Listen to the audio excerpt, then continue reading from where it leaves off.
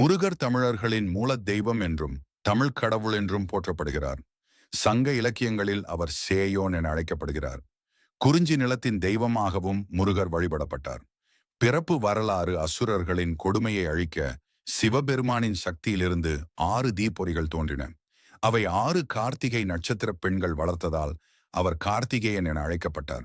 பார்வதி தேவி அந்த 6 குழந்தைகளையும் அணைத்த போது 6 முகங்களுடன் ஒரே குழந்தையாக மாறினார். அதுவே முருகர்.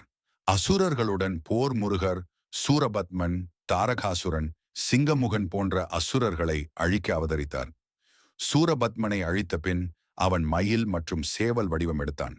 அதனால் முருகரின் வாகனம் மயில், கொடியின் சேவல் ஆயின. ஆயுதம் வேல்முருகரின் முக்கிய ஆயுதம் வேல்.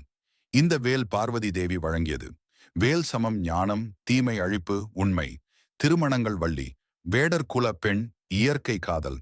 தேவயானை, தேவர்களின் அரசன் இந்திரனின் மகள், தெய்வீக திருமணம்.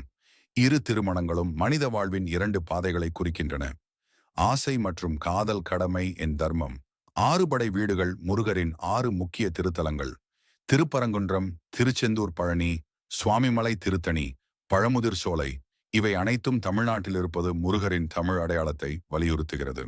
இலக்கியங்களில் முருகர் திருமுருகாற்றுப்படை, நக்கீரர் தொல்காப்பியம், புறநானூறு, அகநானூறு பக்தி காலத்தில். அருணகிரிநாதரின் திருப்புகழ் முருகரின் தத்துவம், இளமை, வீரியம், ஞானம், தமிழ்மொழி நல்லொழுக்கம். அதனால்தான் தமிழன் என்றால் முருகன், முருகன் என்றால் தமிழ் என்று கூறப்படுகிறது.